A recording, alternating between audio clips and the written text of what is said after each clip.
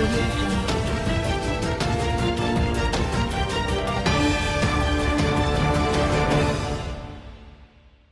श्री अकाल जी, मैं सुरेंद्र सिंह। तुसीं देख रहे हो खबर 20 पंजाब। साडे खास प्रोग्राम जन सेवा दे तहत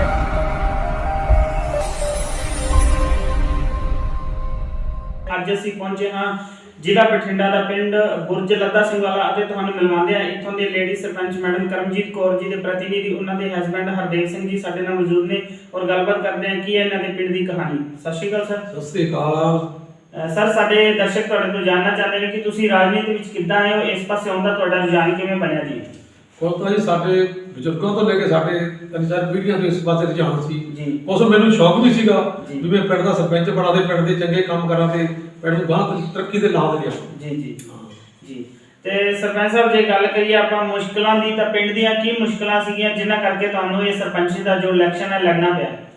मुश्किलां तो ये सी जी साडे उस दा गंदे पानी दा निकास बहुत खराब सीगा।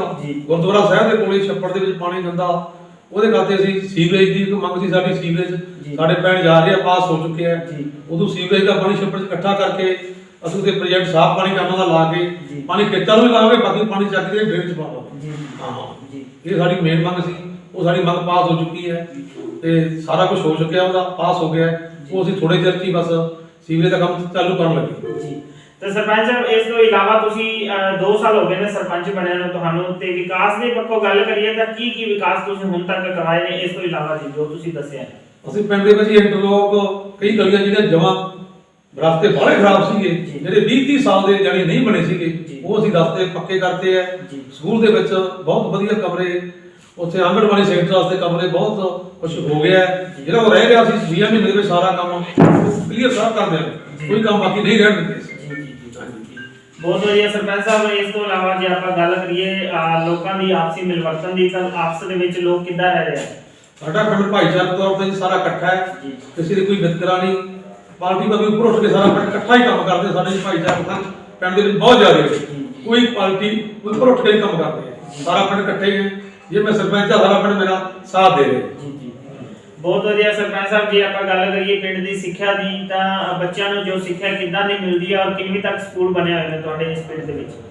ਸਾਡੇ 10ਵੀਂ ਦਾ ਹਾਈ ਸਕੂਲ ਹੈ ਸਾਡੇ ਪਿੰਡ ਦਾ। ਟੀਚਰ ਸਾਡੇ ਸਟਾਫ ਬਹੁਤ ਵਧੀਆ, ਸਟਾਫ ਘਾਟ ਸੀ ਉਹ ਸੀ ਪੂਰੀ ਕਰ ਲਈ ਹੈ।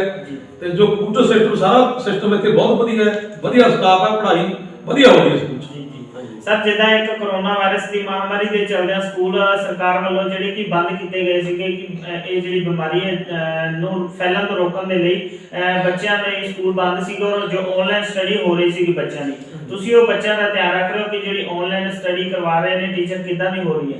ਹਾਂਜੀ, ਉਹ ਵਧੀਆ ਹੋ ਰਹੀ ਹੈ। ਸਰਕਾਰੀ ਟੀਚਰ ਹੈਡ ਟੀਚਰ ਮੇਰੇ ਨਾਲ ਸੰਪਰਕ ਵੀ ਕਰਦੇ ਸੀ, ਅਸੀਂ ਅਨਾਉਂਸਮੈਂਟ ਕਰਕੇ ਸਾਰੀ ਪੜ੍ਹਾਈ ਵਧੀਆ ਕਰਵਾਈ ਹੈ ਤੇ ਅਸੀਂ ਪਿੰਡ ਦੇ ਵਿੱਚ ਪੂਰੀ ਸਖਤੀ ਵੀ ਕੀਤੀ ਹੈ। ਉਸ ਕੰਮ ਦੇ ਵਿੱਚ ਸਾਰੇ ਲੋਕਾਂ ਨੇ ਸਾਨੂੰ ਸਹਿਯੋਗ ਵੀ ਦਿੱਤਾ ਜੀ ਜੀ। ਹਾਂਜੀ। ਔਰ ਸਰ, ਜਿੱਦਾਂ ਹੁਣ ਸਰਕਾਰ ਵੱਲੋਂ ਲੋਕਡਾਊਨ ਰਿਹਾ ਸੀਗਾ ਪਹਿਲਾਂ ਔਰ ਹੁਣ ਦੁਬਾਰਾ ਜੋ ਸਕੂਲ ਆ ਕਿ ਉਸ ਟਾਈਮ ਤੋਂ ਲੈ ਕੇ ਬੰਦ ਪਏ ਔਰ ਦੁਬਾਰਾ ਸਕੂਲ ਖੋਲੇ ਜਾਣ ਦੇ ਆਦੇਸ਼ ਦਿੱਤੇ ਗਏ ਨੇ, ਹੁਕਮ ਜਾਰੀ ਕੀਤੇ ਗਏ ਨੇ, ਤੁਹਾਨੂੰ ਕੀ ਲੱਗਦਾ ਹੈ ਕਿ ਇਹ ਜੋ ਬੱਚਿਆਂ ਦੇ ਜਿਹੜੇ ਕਿ ਸਕੂਲ ਖੋਲੇ ਗਏ ਨੇ ਜਾਂ ਖੋਲਣ ਦਿੱਤੇ ਜਾ ਰਹੇ ਨੇ ਅੱਗੇ ਕਿੱਦਾਂ ਖੋਲਣੇ ਚਾਹੀਦੇ ਆ ਜਾਂ ਨਹੀਂ ਹਜੇ, ਕਿਉਂਕਿ ਕਰੋਨਾ ਵਾਇਰਸ ਦੀ ਜਿਹੜੀ ਮਹਾਮਾਰੀ ਹਜੇ ਪੂਰੀ ਤਰ੍ਹਾਂ ਨਹੀਂ ਗਈ ਹੈ ਇਹ ਬਿਮਾਰੀ? ਇਹ ਤਾਂ ਜੀ ਸਰਕਾਰ ਦਾ ਕੰਮ ਹੈ, ਪਰ ਜੇ ਜਈ ਸਕੂਲ ਖੋਲਦੇ ਫਿਰ ਵੀ ਗੱਲ ਉਸ ਕਾਇਮ ਧਿਆਨ ਨਾਲ ਜਾਣ ਨੇੜੇ ਆ ਗਈ ਜੀ। ਥੋੜੀ ਜਿਹੀ ਉਸ ਤਰ੍ਹਾਂ ਪੜ੍ਹਾਈ ਘੱਟ ਹੋ ਰਹੀ ਹੈ ਜੀ। ਜੋ ਤਰੀਕੇ ਨਾਲ ਹੋ ਜਾਣ, ਕੋਈ ਬਿਹਤਰ ਨਾ ਪੈਣ ਹੋ ਜਾਏ ਸਕੂਲ ਖੋਲਿਆ ਕੀ ਚੰਗੀ ਗੱਲ ਹੈ, ਕੋਈ ਮਾੜੀ ਗੱਲ ਨਹੀਂ, ਪਰ ਥੋੜਾ ਜਿਹਾ ਨਿਯਮਾਂ ਅਨੁਸਾਰ ਖੋਲੇ ਜਾਣ ਜੀ। ਉਹ ਕੀ ਚੰਗੀ ਹੈ, ਘਰੇ ਉਹਦੀ ਪੜ੍ਹਾਈ ਨਹੀਂ ਹੁੰਦੀ ਜਿੰਨੀ ਸਕੂਲ ਦੇ ਵਿੱਚ ਟੀਚਰਾਂ ਨੇ ਕਰਵਾਉਣੀ ਜੀ ਜੀ। ਹਾਂਜੀ। ਔਰ ਸਰ, ਜੇ ਆਪਾਂ ਗੱਲ ਕਰੀਏ ਲੜਕੀਆਂ ਦੀ, ਤਾਂ ਕੋਈ ਲੜਕੀਆਂ ਨੂੰ ਕੋਈ ਫਰਕ ਤਾਂ ਨਹੀਂ ਸਮਝਿਆ ਜਾਂਦਾ, ਲੜਕਿਆਂ ਦੇ ਬਰਾਬਰ ਹੀ ਅਧਿਕਾਰ ਦਿੱਤਾ ਜਾਂਦਾ ਹੈ ਪੜ੍ਹਨ ਦਾ? ਹਾਂਜੀ ਬਿਲਕੁਲ, ਲੜਕੀਆਂ ਦਾ ਲੜਕਿਆਂ ਦਾ ਮੂਹਰੇ ਹੈ ਜੀ, ਉਹਨਾਂ ਦਾ ਸਤਿਕਾਰ ਵੀ ਵੱਧ ਹੈ। ਮੈਂ ਆਪਦੇ ਘਰੇ ਮੇਰੀ ਲੜਕੀ ਆ, ਅਸੀਂ ਆਪਦਾ ਸਤਿਕਾਰ ਬੱਚਿਆਂ ਦੇ ਬਰੋਬਰ ਕਰਦੇ ਹਾਂ ਮੁੰਡਿਆਂ ਦੇ। ਹਾਂ, ਤੇ ਚਾਹੀਦਾ ਹੀ ਵੱਧ ਹੈ, ਲੜਕੀਆਂ ਦਾ ਪੜ੍ਹਾਈ ਦੇ ਮੂਹਰੇ ਹੁੰਦੀਆਂ ਮੁੰਡਿਆਂ ਨੂੰ। ਹਾਂ, ਤੇ ਸਾਡੇ ਵੀ ਪਿੰਡ ਦੇ ਵਿੱਚ ਇਸ ਗੱਲੋਂ ਸਾਰਾ ਕੁਝ ਸੈੱਟ ਹੈ ਜੀ, ਠੀਕ ਹੈ ਕੰਮ ਦਾ ਜੀ ਜੀ। ਹਾਂਜੀ। ਔਰ ਸਰਪੰਚ ਸਾਹਿਬ, ਜੇ ਆਪਾਂ ਗੱਲ ਕਰਦੇ ਹਾਂ ਨਸ਼ੇ ਦੀ, ਤਾਂ ਨੌਜਵਾਨਾਂ ਦਾ ਤੁਹਾਡੇ ਪਿੰਡ ਦੇ ਜੋ ਯੂਥ ਹੈ ਉਹਨਾਂ ਦਾ ਰੁਝਾਨ ਨਸ਼ੇ ਪ੍ਰਤੀ ਕਿੱਦਾਂ ਹੈ? ਨਸ਼ਾ ਕਿੱਦਾਂ ਹੈ ਪਿੰਡ ਦੇ ਵਿੱਚ?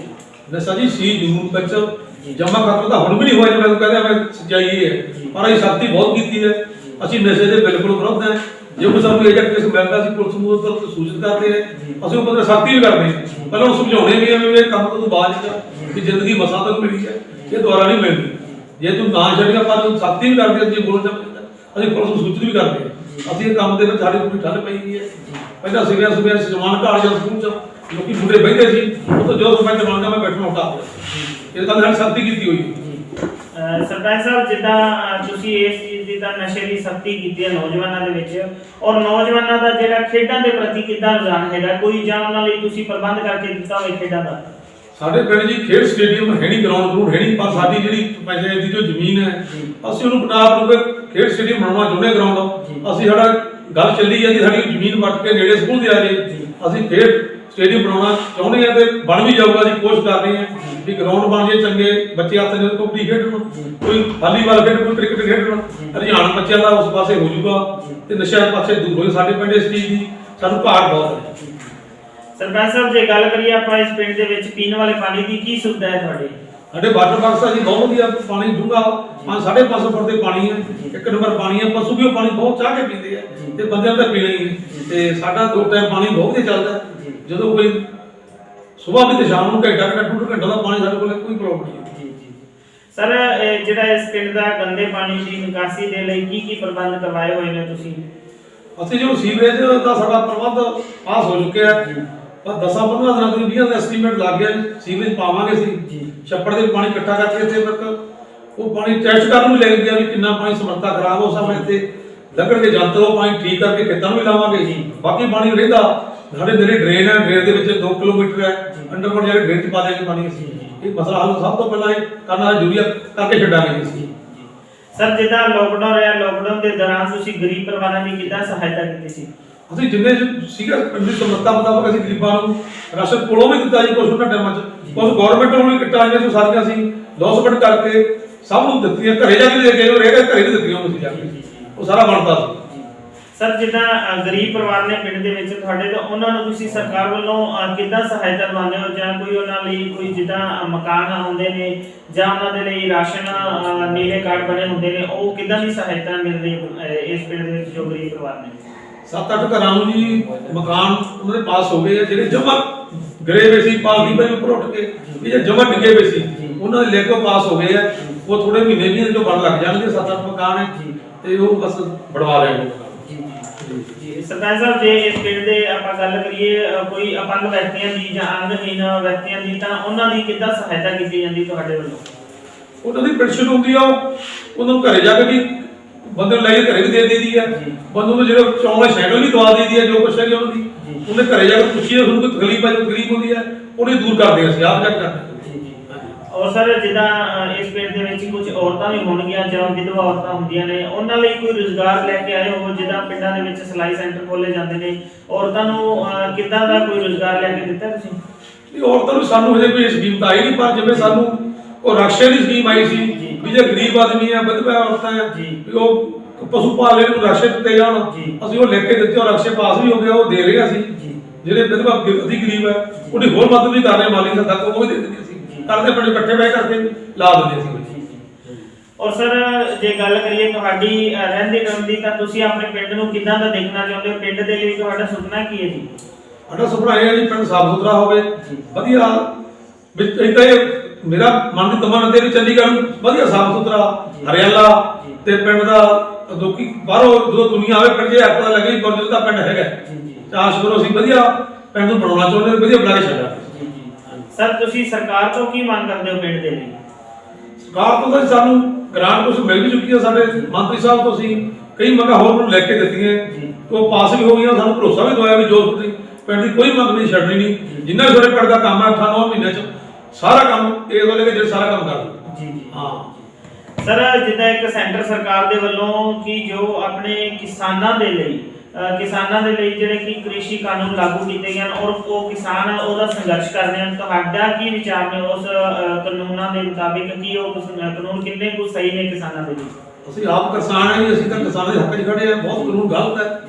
ਜੇ ਕਾਨੂੰਨ ਪਾਸ ਹੁੰਦੇ ਆ ਕਿਸਾਨ ਨੇ ਬਚਣਾ, ਜੇ ਕਿਸਾਨ ਨਾ ਰਿਹਾ ਦੁਕਾਨਦਾਰ ਵਪਾਰੀ ਸਾਰਾ ਖਤਮ, ਖੇਡੇ ਖਤਮ ਹੋ ਜੂਗਾ ਜੀ। ਅਸੀਂ ਤਾਂ ਕਿਸਾਨ ਦੇ ਨਾਲ ਖੜੇ ਆ ਜੀ, ਕਿਸਾਨ ਆ ਆਪ। ਅਸੀਂ ਤਾਂ ਸੰਘਰਸ਼ ਤੇ 24 ਘੰਟੇ ਤਿਆਰ ਹੈ। ਅਸੀਂ ਦਿੱਲੀ ਸਾਡਾ ਪਿੰਡ ਬੈਠਾ ਹੈ, ਇੱਥੇ ਜੀਤੇ ਜਾਂਦੇ ਅਸੀਂ ਪੂਰੇ ਕਿਸਾਨਾਂ ਦੇ ਨਾਲ ਹੀ, ਸਾਰਾ ਪਿੰਡ ਹੀ ਸਾਰਾ ਪੰਜਾਬ ਹੀ ਨਾਲ, ਸਾਰੇ ਕਿਸਾਨ ਇਕੱਠੇ ਆ ਜੀ। ਅਸੀਂ ਮੋਦੀ ਦੇ ਇਸ ਕੰਮੋਂ ਬਿਲਕੁਲ ਸਰਕਾਰ ਦੀ ਉਲਟ ਹੈ ਜੀ। ਕਿ ਉਹਨੂੰ ਵਾਪਸ ਲੈਣੀ ਚਾਹੀਦੀ ਹੈ। ਜੀ। ਤੇ ਕਿਸਾਨਾਂ ਬਾਰੇ ਗੱਲ ਕਰੀ ਅੰਨਦਾਤਾ ਇਹ ਖਤਮ ਹੋ ਗਿਆ, ਇਹ ਹਿੰਦੁਸਤਾਨ ਕਰੂਗੀ। ਪਹਿਲਾਂ ਬਾਹਰ ਅਮਰੀਕਾ 'ਚ ਕਣਕ ਲੈ ਕੇ ਖਾਂਦੇ ਸੀ ਆਪਾਂ, ਹੁਣ ਆਪਣੇ ਕੋਲ ਕਣਕ ਖਰਾਬ ਹੋ ਰਹੀ ਹੈ ਗਦਾਮਾਂ 'ਚ ਜੀ। ਔਰ ਇਹ ਤਾਂ ਫਿਰ ਸਰਕਾਰ ਨੂੰ ਸੋਚਣਾ ਚਾਹੀਦਾ ਹੈ ਵੀ ਕਿਸਾਨ ਦੇ ਨਾਲ ਤਾਲਮੇਲ ਕਰਕੇ ਸਮਝੌਤਾ ਕਰੇ, ਉਹਨੇ ਗੱਲਾਂ ਨੂੰ ਜਾਇਜ਼ ਨੂੰ ਮੰਨੇ ਤੇ ਉੱਥੋਂ ਧਾਰਾ ਚੱਕੇ ਜਾਣ।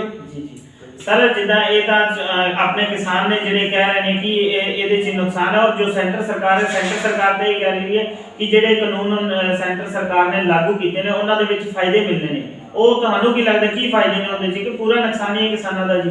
ਇਹ ਸਾਰਾ ਕੁਝ ਵਪਾਰੀ ਦਾ ਤੇਜ਼ਾਬ ਹੋਇਆ ਜੀ। ਹੁਣ ਝੋਨਾ ਮੰਡੀ ਲੈ ਜਾਂਦੇ ਆ, ਰੇਟ ਫਿਕਸ ਰੇਟ ਹੈ, ਜੇ ਵਪਾਰੀ ਦਾ ਤੇਜ਼ਾਬ ਹੈ ਵਪਾਰੀਆਂ ਦੀ ਮਰਜ਼ੀਆਂ ਲਊਗਾ ਜੀ। ਬਾਹਰ ਯੂਪੀ ਬਾਹਰ ਸਟੇਟਾਂ 'ਚ ਹਜ਼ਾਰ ਝੋਨਾ ਤਾਂ 1800-1700 ਭਾਅ ਸੀ, ਪੈਟਰੋਲ ਰੇਟ ਤੇ ਵਿਕੂਗਾ। ਇਹ ਵਪਾਰੀ ਦੀ ਮਰਜ਼ੀ ਕਰੂਗਾ ਜੀ। ਇਹ ਕਿਸਾਨ ਦਾ ਨੁਕਸਾਨ ਹੈ ਜੀ। ਇਹ ਲਾਗੂ ਕਾਨੂੰਨ ਨਹੀਂ ਹੋਣੇ ਚਾਹੀਦੇ, ਸਾਰੇ ਵਾਪਸ ਲੈਣੇ ਤੇ ਕਿਸਾਨ ਦੇ ਹੱਕ ਦੇ ਵਿੱਚ ਜਿੱਤ ਵੀ ਕਿਸਾਨ ਦੀ ਪ੍ਰਮਾਤਮਾ ਨੇ ਕਰਨੀ ਹੋਊ, ਜਿੱਤ ਕਿਸਾਨ ਦੀ ਹੋਊਗੀ। सर तुसी जो नौजवान यूथ है अपने पिंड दी नूं की संदेश देना चाहते हो, क्योंकि एक तुसी भी पुरानी रियासत दे नाल जुड़े होए हो, क्योंकि जो आ चीज़ां तुसी अपने घर दे विच रखियां होईयां ने, ਇਹਦੇ ਲਈ ਨੌਜਵਾਨਾਂ ਨੂੰ ਤੁਹਾਡਾ ਕੀ ਸੁਨੇਹਾ ਕੀ ਹੈ? ਨੌਜਵਾਨ ਸਾਡਾ ਸੁਨੇਹਾ ਇਹੀ ਹੈ ਜੀ ਵੀ ਤੁਸੀਂ ਆਪੋ ਆਪਣੇ ਜਿਵੇਂ ਗਰਾਊਂਡ ਬਣਿਆ ਵਾਲੀਬਾਲ ਸਾਡੇ ਪਿੰਡ ਗਰਾਊਂਡ ਬਣਾਇਆ ਸੀ, ਉਦੋਂ ਅਸੀਂ ਹੁਣ ਨੈਟ ਤੋਂ ਸਾਰਾ ਬਾਲਾਂ ਪੂਰਾ ਸਾਰਾ ਨੂੰ ਵਰਦੀ ਬੁੱਧੀ ਲੈ ਕੇ ਦੇ ਰਹੇ ਸੀ ਥੋੜੇ ਦਿਨਾਂ 'ਚ ਸਾਰਾ ਕੁਝ ਉਹਨਾਂ ਨੇ ਆਖਿਰ ਸਿੱਖਿਆ ਦਿੱਤੀ ਵੀ ਨਸ਼ੇ ਪੱਤੇ ਤੋਂ ਰਹਿਤ ਰਹੋ ਤੇ ਆਪ ਤੋਂ ਵੱਡੇ ਦਾ ਸਤਿਕਾਰ ਕਰੋ ਤੇ ਆਪਦਾ ਖੇਡਾਂ ਵੱਲ ਧਿਆਨ ਰੱਖੋ, ਪੜ੍ਹਾਈ ਖਿਆਲ ਰੱਖੋ। ਜੇ ਬੱਚਾ ਹੈ ਇਹ ਤਾਂ ਹਿੰਦੁਸਤਾਨ ਦਾ, ਸਰਕਾਰ ਦਾ, ਪੰਜਾਬ ਦਾ ਭਵਿੱਖ ਬੱਚੇ ਤੋਂ ਸਾਰਾ ਤਿਆਰ ਹੋ ਕੇ ਚੱਲਣਾ ਜੇ ਬੱਚਿਆਂ ਨੂੰ ਸਾਰਾ ਕੁਝ ਹੋਣਾ ਨੌਜਵਾਨਾਂ ਹਾਂਜੀ। ਤਾਂ ਇਹ ਸੀ ਜ਼ਿਲ੍ਹਾ ਬਠਿੰਡਾ ਦਾ ਪਿੰਡ ਬੁਰਜ ਲੱਦਾ ਸਿੰਘ ਵਾਲਾ, ਇੱਥੋਂ ਦੇ ਸਰਪੰਚ ਕਰਮਜੀਤ ਕੌਰ ਜੀ ਦੇ ਪ੍ਰਤੀਨਿਧੀ ਹਰਦੇਵ ਸਿੰਘ ਜੀ। ਇਹਨਾਂ ਨੇ ਸਾਡੇ ਸਵਾਲਾਂ ਦੇ ਜਵਾਬ ਬਹੁਤ ਹੀ ਬਵਾਕੀ ਨਾਲ ਦਿੱਤੇ ਹਨ। ਇਸੇ ਤਰ੍ਹਾਂ ਤੁਹਾਨੂੰ ਮਿਲਵਾਉਂਦੇ ਰਹਾਂਗੇ ਅਲੱਗ-ਅਲੱਗ ਹਸਤੀਆਂ ਦੇ ਨਾਲ। ਅਪਡੇਟਸ ਲਈ ਬਨੇ ਰਹੋ ਖਬਰ 20 ਨਾਲ। ਸਤਿ ਸ਼੍ਰੀ ਅਕਾਲ।